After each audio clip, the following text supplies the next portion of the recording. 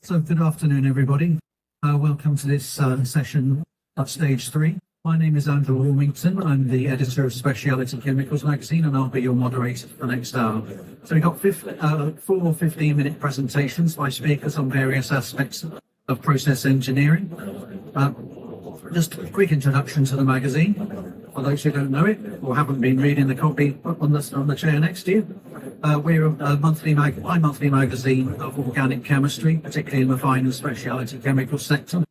We have been supporting ChemUK for the whole time of its existence, and delighted to see how well it's grown over the past 5 years. And then always on the lookout for technical contributions within the industry. So if you have any ideas, please get in touch. Anyway, you're not here to hear about me, but about our speakers. Our first presentation is from Lorenzo Gazzola. He's Technical Sales Manager at Zaiput Flow Technologies in Milan. After graduating in economics in 2018, Lorenzo worked for 3 years in the USA as a salesperson and project manager, supplying and managing clean room projects for pharmaceutical companies in North America. He joined Zaiput at the beginning of 2021 to support its growth in Europe, and is now also leading its commercial efforts in Europe and Asia. And his paper today is entitled Continuous Membrane-Based Separation to Improve Batch Extraction Productivity. Lorenzo, over to you.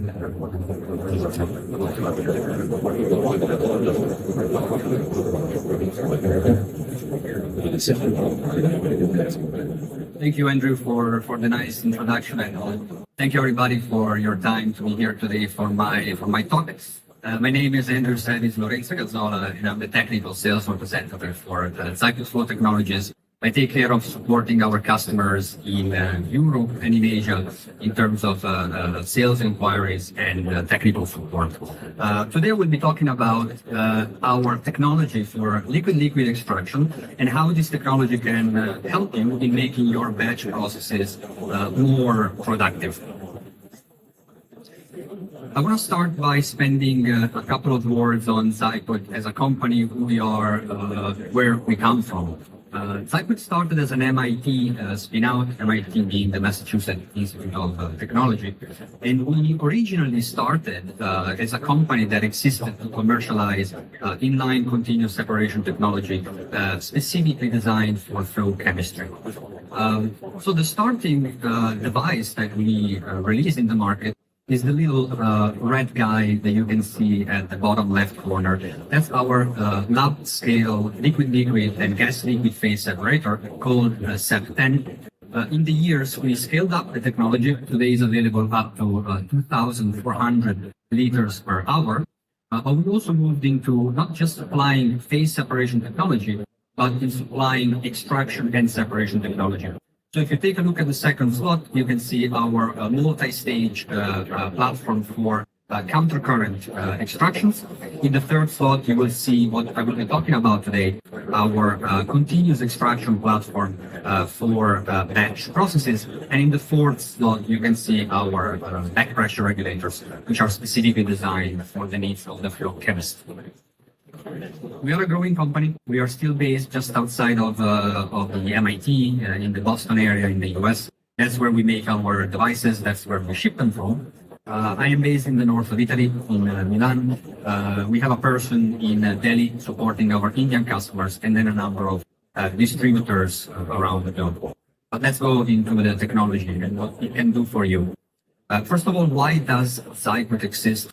Zaiput exists because before Zaiput or without Zaiput, you had some very good ways of doing continuous reactions, but the workup was typically done using batch system and using a gravity-based approach for the phase separation. Zaiput allows you and allows our customers to actually do a continuous reaction followed by a continuous extraction, and so you can really now have a continuous process from the reagent to the final product. So in this little video, I want to show you how the separator works. This, just for reference, is a SEP 200, so our 200 milliliters per minute separator. Let's see if the video starts. Yes.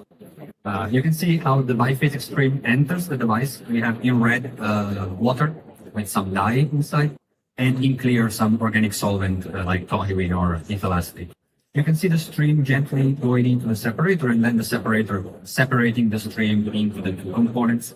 The separator works in a passive way, meaning that there are no moving parts inside, there are no electrical parts inside. Everything you need is a pump, which is not shown in this video, but you need a pump upstream to push the stream through the device. The way it works is the following. It's a membrane-based technology. So we don't rely on the differential in the density between phases, but we rely in the difference in the affinity that one phase will have for the membrane and that the other phase will not have for the membrane. The membranes are either hydrophobic or hydrophilic, and it will be your choice, the choice of the operator to decide which membrane to use. If we have an hydrophobic membrane like in this case, we will have the organic phase having affinity for the membrane and being able to permeate, while the aqueous phase will be retained. If we have an hydrophilic membrane, we will see exactly the opposite behavior.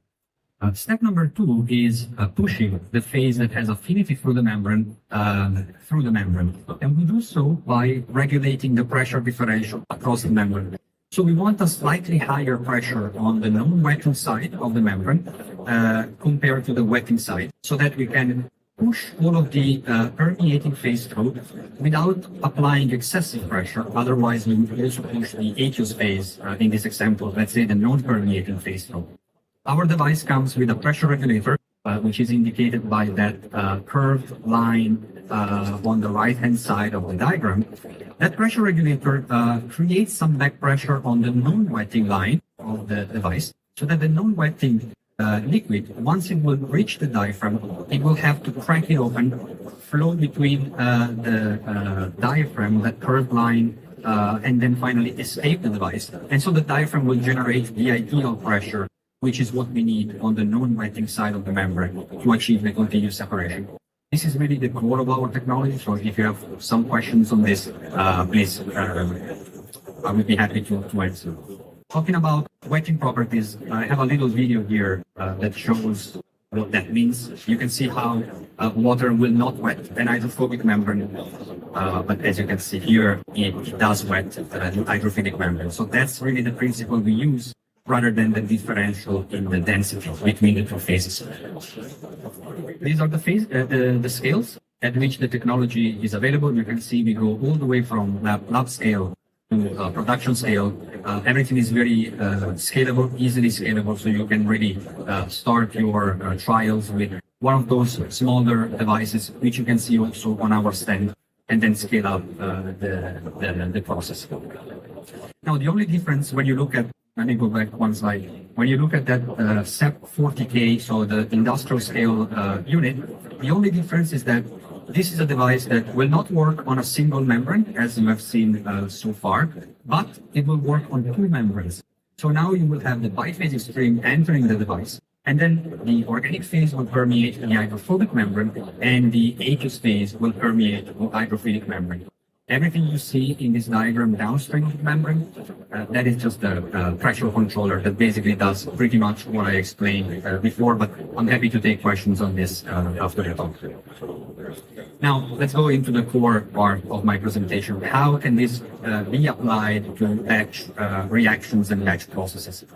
So when we look at batch processes, we notice, and actually really our customers made us notice that there are a few issues that Zaiput can solve. The first one is that you have a reactor, let's say a 1,000 liters reactor, but are you really using the full capacity of that reactor?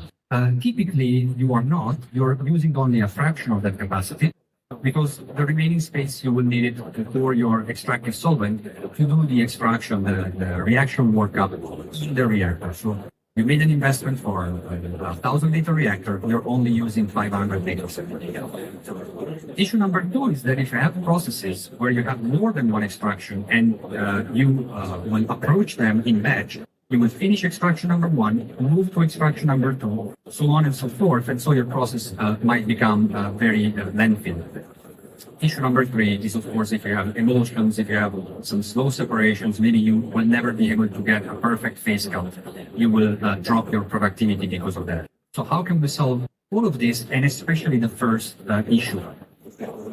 we can supply a platform called, my American colleagues call it ZFox, I will say ZFox, since I'm in the UK.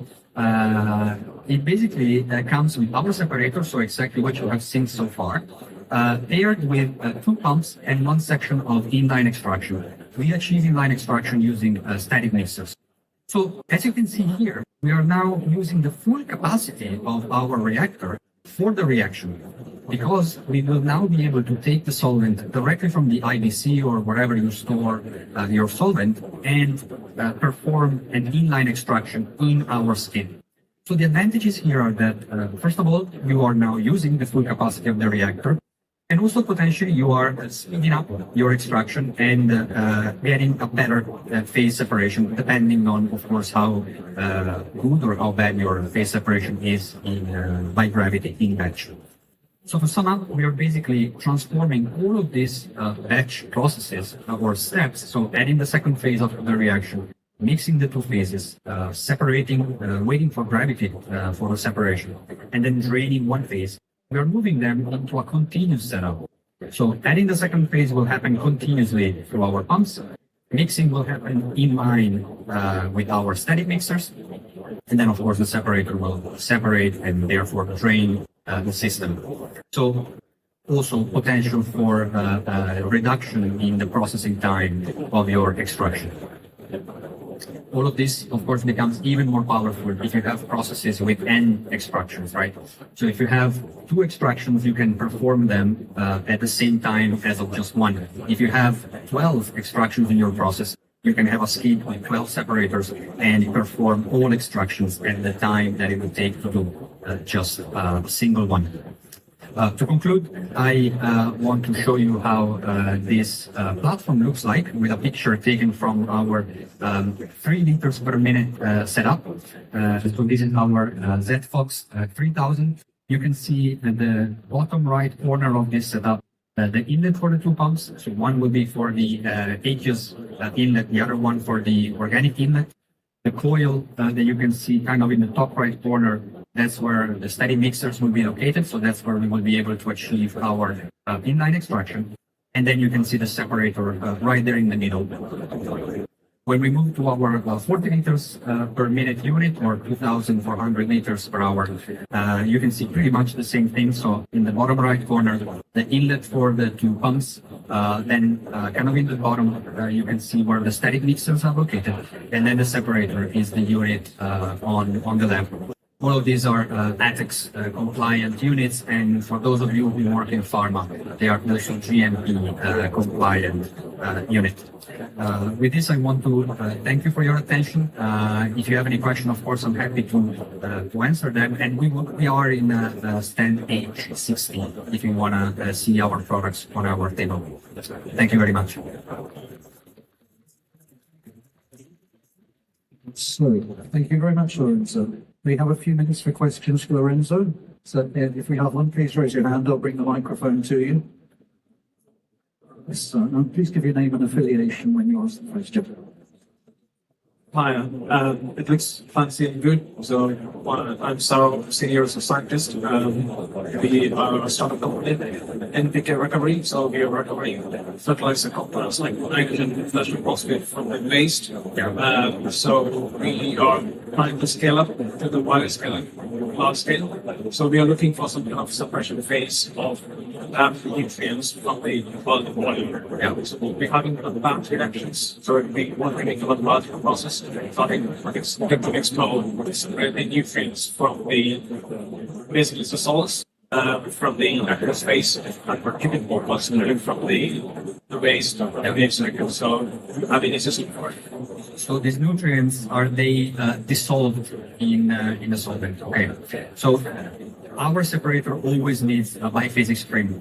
So if you just feed, let's say an aqueous solvent with anything dissolved in it, after the separator, we will not have separated anything. So you always need an aqueous and organic system to use our technology. So what you can do in your case is designing a liquid-liquid extraction. So finding, I forgot if it's an aqueous or organic solvent in your case. Aqueous, okay. So you can find an organic solvent that is able to target specifically your molecules of interest. mix them together, and then separate them out. And it's something we can help you with. Thank you. All the people standing, come take a seat. There's loads of them, and as an added bonus, there's a copy of my magazine on it. So we've time for one more question to Lorenzo. I'll ask one then. Continuous reactions have been a good idea as long as I can remember in this industry, but I think batch has been stubbornly slow to be displaced. Why is that? And is the way forward really optimizing batch reaction, or what place do you see for continuous? I definitely think continuous is the way forward. In my opinion, converting reactions from batch to continuous takes a long time in the optimization and the development, and that's what has been, I think, slowing down the adoption of this kind of technologies. Just because if something works well in batch, there isn't that much of a push to move into continuous. I think our technology focuses on kind of the easier step, which is what happens after the reaction. So the liquid extraction step. And so what we have found in the industry is that converting this step into continuous, it's easier and more easier to implement than changing the reaction. And so that's why we hope and we think that this can be kind of also the first step to bring processes into continuous manufacturing and transitioning from batch into continuous. Thank you very much, Lorenzo. Thank you. Thank you, everybody.